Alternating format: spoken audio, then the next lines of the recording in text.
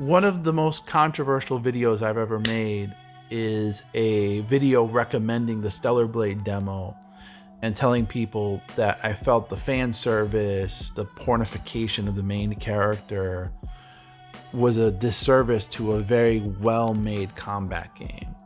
And now, having spent 30 hours playing the game and completing the campaign, there's a lot of depth and beauty, and I want to tell people not to be scared away by some of the more overzealous fans.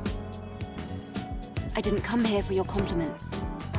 One of the things I find the most interesting about this game is how much Eve herself is a serious person. She reminds me so much of Cloud Strife. She has this pragmatic, militaristic attitude. She's very forthright. Many times when you're offered a quest or people ask for your help, she's very hesitant. She constantly says that she might not be able to do it.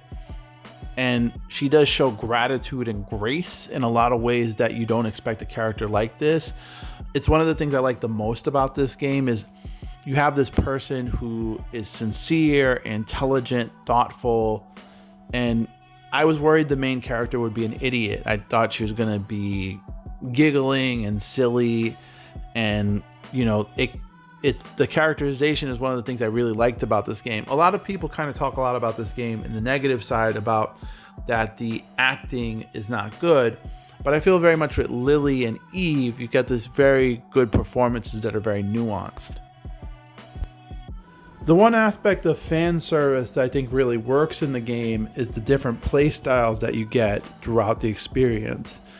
What initially is a Dark Souls style combat of parries, dodges, and timing gives way to different game styles and allusions to different types of games. There's essentially a sequence that's just like Dead Space, where you're stuck in a facility with only your gun and monsters jump out of every corner. And then some aspects of the Jedi Survivor series where you're wall jumping and running.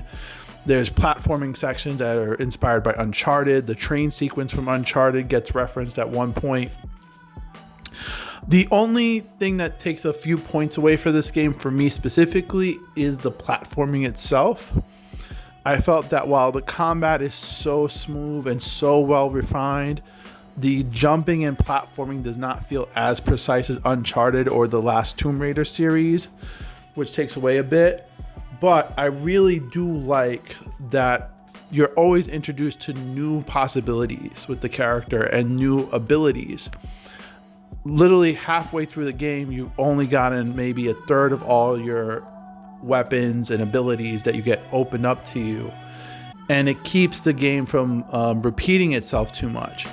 Every sequence, you have new monsters to fight, new bosses that act differently. You're getting new abilities and sequences that are adding and expanding to the game. I made this video to encourage people to try this game. I think you'll have a great time. And don't be discouraged by some of the more cult-like fans of the community. People who think that if Eve wears a t-shirt, it ruins the game. Because it's really not that kind of game once you get into it.